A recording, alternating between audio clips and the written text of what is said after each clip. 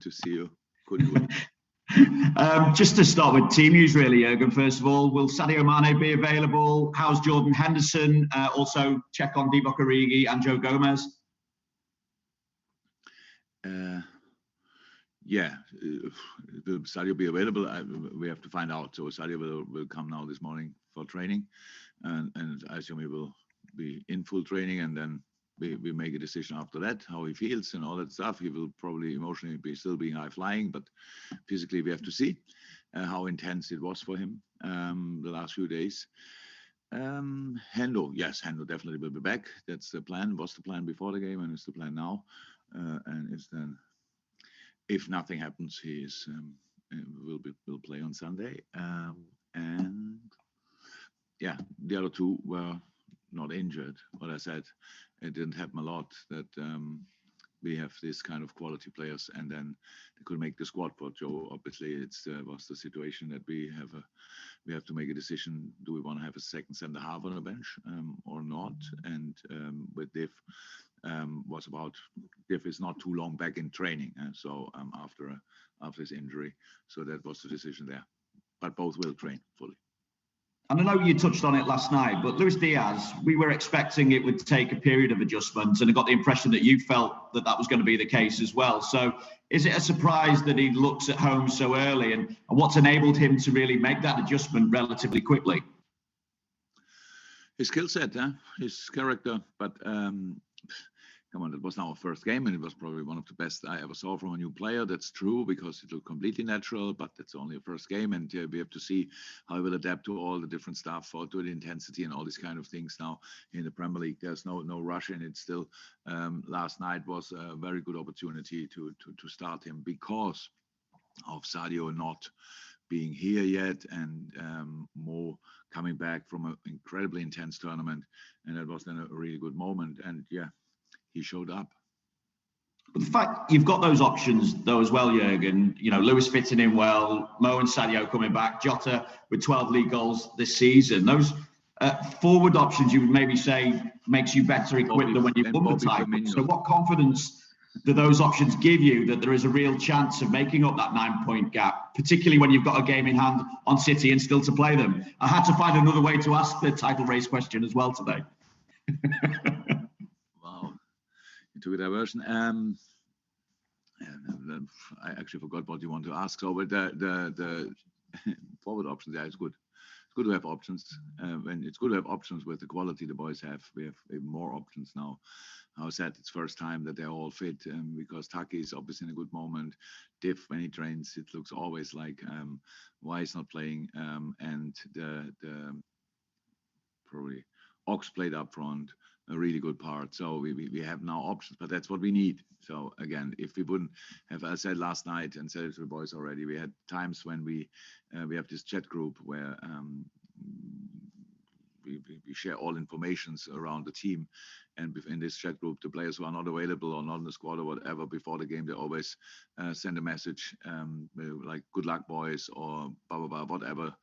And we had times there were 13, 14 players texting, means they were not available for us, and that's now we have now the different situation. But I said it before, it's not so important who is playing. It's important who is playing, but it's much more important how we play. And especially in the second half last night, I thought we did really well. We kept the pressure high on Leicester and gave them a real job to do, and won. Absolutely deserved, could have scored more goals against a good Leicester side, I have to say.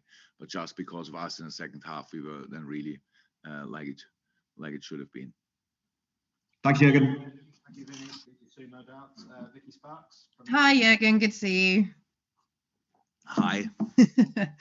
Just looking ahead to Burnley then, obviously foot of the table, they've still got these games in hand, but in a real scrap to stay up, and they're always a tough side to play against, but again, they've got a lot riding on this, haven't they? Absolutely. So I had the pleasure to watch the Tuesday night game, Burnley against United, and probably this situation explains the Premier League the best. That that Burnley is bottom of the table in the moment, even with games in hand, I know.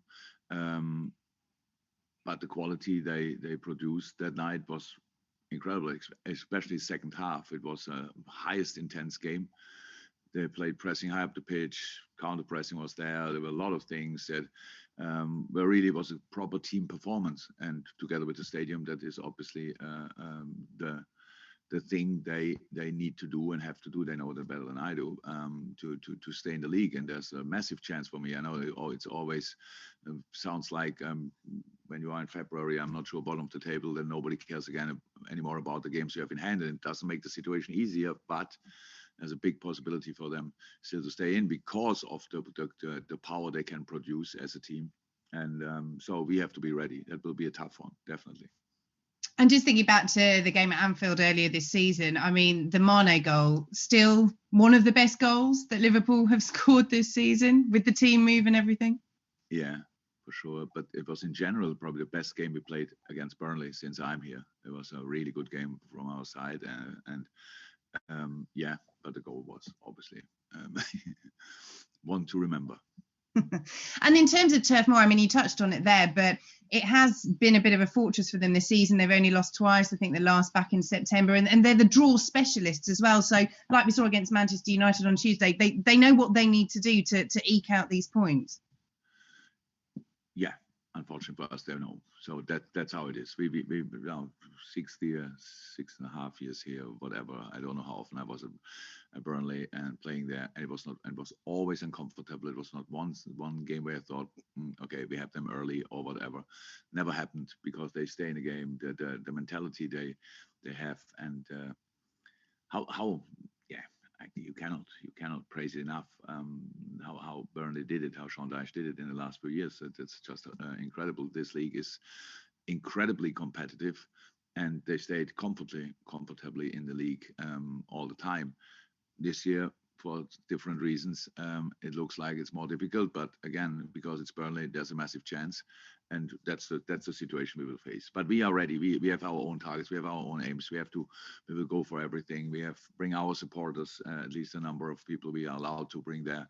They will create an atmosphere as well. So if we are ready for a proper fight, if we can match the intensity of Burnley or even go over it, then we have a good chance there. But if not, then rightly so, we will get nothing. And that's football. Thanks, Vicky. Just before we go to James Mountford, obviously 2 breakouts in this section. So for those who are on the dailies, if you could put your hands up now, I'll take the first 2 and 3 only before we go to the Sundays. But James Mountford from the BBC. Thanks, Matt. Hi, Jurgen. Given the quality that you've spoken about already, particularly on the bench last night, we tend to get caught up in the media about the starting 11. But for you, is it just about picking any 11 players from that quality because that they know each other so well, given the amount of games you've got coming up and that intensity? Look, I prefer absolutely to talk about a wider squad than to talk about to tiny squad or to small squad, whatever, because then you have real problems. But of course, it's a situation we actually never had before. That's the truth. I can't remember, and not because of the quality of the players, because these players we have now, they were here before in December, November last year. Most of them were here. Only Luis Diaz came. We added on. So it means we had that squad, but we never had the squad available. That's the problem. Now we have it available. And now, yes, of course, these players are all here for a while already. They played together. We have so many top developments individually. Just as an example, Take Minamino, I'm not sure, but played no more than 50 games for Liverpool and is getting better every day pretty much. But the situation is not easy to be a starter in that team and all these kind of things. That's it. And we, the boys, first and foremost, would be together, have to deal with that, because one thing is not allowed that would cost us confidence that I might play today but not tomorrow. So these kind of things we have just to make sure that we as a group use that situation in the best possible way, and long may it continue, because I said it before, I hate talking about it just for one reason. The reason is we talk today about it, and tomorrow we have a completely different situation, because I have 4 or 5 messages on my phone and I think, oh my God, it starts again. So for the moment, we have to use it. In other situations, we have to sort it. Thank you, James. And to finish this part of the press conference, Carl Martin. Hi, Jurgen. Hi, Carl. Just give you time to drink your tea there.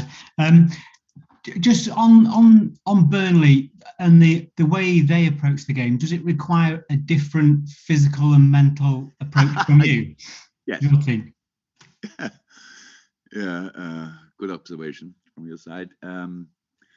So I brought obviously in a new striker. Yes, they lost Wood, but I brought in Weghorst. And if you saw the game on Tuesday night, then you saw that he's a pretty lively boy. He was pretty much everywhere. He's up front, fulfills the role of Wood for sure, with deflecting balls and stuff like this, but was really very, very active all over the pitch. Not sure, but then the players around, if it will be Barnes or Rodriguez. I think Vidra is still not fit, but I don't know. Then Cornet and McNeil, that's pure quality. Centre mid, I always liked a lot anyway, at whoever's playing there. They're really good footballers there, and a very experienced last line. So plus a top goalie. So that's the team we will face. And yes, Burnley ask for all physicality you can put in a game, because we cannot have the ball all the time. And in the moments when they have the ball, they do exactly what they want to do, and they're good at that. So they play the channel balls, they follow up this situation. They don't play that only, but if they play them, they're already difficult to defend.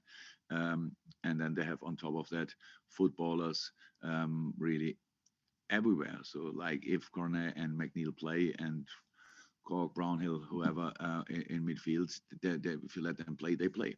So that's the situation. And on top of that, the set piece threat, they are for sure. So we have just to be aware and really focused and really concentrated. And that's how we prepare the game. Thank you. Thank you, Carl. So that concludes the first part of this press conference.